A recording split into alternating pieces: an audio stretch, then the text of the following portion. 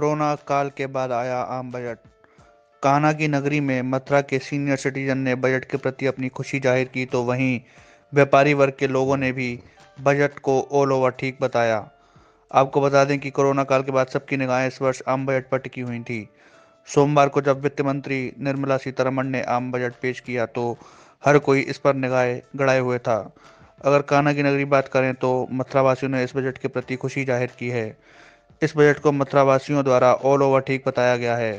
Budget के बाद जब व्यापारी वर्ग के लोगों एवं सीए आदि लोगों से बातचीत की गई तो उन्होंने भी इस बजट को काफ़ी अच्छा बताया। कोरोना काल निकला, हम उम्मीद कर रहे थे कि शायद सरकार टैक्स की स्लैबों में बढ़ोतरी करेगी, लेकिन ऐसा हमें कुछ देखने को नहीं मिला। इसके लिए हम सरकार को धन्यवाद देते हैं कि उन्होंने व्यापारी को बहुत बड़ी राहत दी है कि उन्होंने टैक्स स्लैब में कोई बढ़ोतरी नहीं की है। और दूसरा, सरकार ने बहुत सी चीज़ों पर, इंफ्रास्ट्रक्चर पर बहुत ध्यान दिया है। उन्होंने एक हमारे 8 एक्सप्रेस वे को लिए मंजूरी दी है, जो हमारे देश में एक इंफ्रास्ट्रक्चर के लिए काफ़ी मजबूत बल प्रदान करेंगे। और उन्होंने अफोर्डेबल हाउसिंग के लिए भी काफ़ी अच्छा काम किया है। जैसे गरीब जनता के लिए उन्होंने 1 साल की मियाद बढ़ा दी गई है। इसी के तहत में कुल मिलाकर बजट बहुत ही अच्छा है।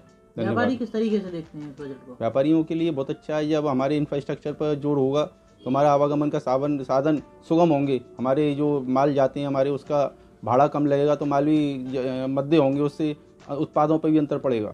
की सबसे मुख्य विशेषता जो मुझे लगती है, एक तो इस बजट में उन्होंने हेल्थ सेक्टर पर विशेष ध्यान दिया है, जो कि आज की आवश्यकता थी, क्योंकि हम सभी लोग कोरोना काल से पीड़ित हैं और कोरोना के खत्म होने के बाद आज हेल्थ सेक्टर को बहुत बड़ी बूस्ट की आवश्यकता थी, जो आज वित्त मंत्री जी ने हमको जो है कोरोना काल के बाद हेल्थ सेक्टर में बहुत बड़ा बूस्ट दिया है। मोदी सरकार का एक ही विजन रहा है कि जो टैक्स एवेडर हैं, जो टैक्स की चोरी करते हैं, उनको किस तरीके से पकड़ा जाए और देश में भ्रष्टाचार को किस प्रकार से कम किया जाए।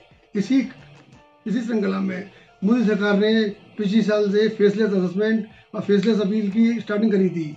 आज हमारा कोई केस अगर स्क्रूटनी में आ जाता है तो वो केस हमारा फेसलेस असेसमेंट के द्वारा ही होगा, जिसमें अधिकारी का और टैक्स पेयर का कोई भी इंटरवेंशन आपस में नहीं होता है। इसके बाद हम जो अपील में जाते हैं, कंपनसेशन अपील के फर्स्ट अपील होती है, उसको भी मोदी सरकार ने पिछले साल फेसलेस कर दिया था। उसी श्रृंखला को आगे बढ़ाते हुए मोदी सरकार ने आज के बजट में इनकम टैक्स अपीलेट ट्रिब्यूनल में जो अपील हम दाखिल करते हैं, उस अपील को भी फेसलेस कर दिया है। ये एक बहुत बड़ा इनकम टैक्स एक्ट में क्रांतिकारी परिवर्तन उन्होंने किया है। इससे भ्रष्टाचार में बहुत मदद मिलेगी। इसकी पर आज वित्त मंत्री जी ने कोई विशेष ध्यान नहीं दिया, जिससे काफ़ी टैक्स प्रोफेशनल और टैक्स पेयर को उम्मीदें थी। उस पर वित्त मंत्री जी का कोई भी ऐसा सुझाव नहीं आया, कोई प्रस्ताव नहीं आया जिससे टैक्स पेयर और टैक्स प्रोफेशनल को कुछ राहत मिले। बल्कि जीएसटी में इस समय पर सरकार ने जीएसटी चोरी रोकने के लिए जो कड़े प्रावधान बनाते जा रहे हैं, उसी के आधार पर टैक्स कंप्लायंसेज, रिटर्न कंप्लायंसेज इतनी ज़्यादा बढ़ा दी हैं उसको रोकने के लिए, जिससे आम जनमानस के साथ साथ टैक्स पेयर के साथ साथ टैक्स प्रोफेशनल वर्ग भी परेशान है। रोज नित्य नई कोई ना कोई रिटर्न और कोई ना कोई ड्यू डेट खड़ी रहती है, जिसकी वजह से पूरा जीवन अस्त व्यस्त हो चुका है हर तरीके से। और फिर भी सरकार टैक्स चोरी रोकने के लिए जो कड़े से कड़े प्रावधान कर दी जा रही है, उस पर सरकार को थोड़ा सा ध्यान देना चाहिए इन सब चीज़ों के प्रति। क्योंकि बड़े टैक्स पेयर की चोरी को रोकने के लिए एक जो जेन्युइन टैक्स पेयर है, उसके साथ सरकार ने बहुत ज़्यादा ज्यादती कर दी है। इस तरीके से जो नियम और कंप्लायंसेस बना दिए हैं, तो थोड़ा सा सरकार को इन सब चीज़ों पर ध्यान देनी चाहिए, रियायत प्रदान करनी चाहिए। और एक टैक्स पेयर्स को काफ़ी समय से जो मांग थी जीएसटी लेट फीस माफी की, जो कि अभी तक पेंडिंग पड़ी है, जिस पर सरकार हालांकि पहले ला चुकी है सरकार, लेकिन कोरोना पेंडेमिक के बाद एक बार फिर उसकी बहुत ज़्यादा आवश्यकता थी, जिस पर सरकार के द्वारा न तो जीएसटी काउंसिल और न वित्त मंत्री के द्वारा कोई अभी ध्यान नहीं दिया गया है।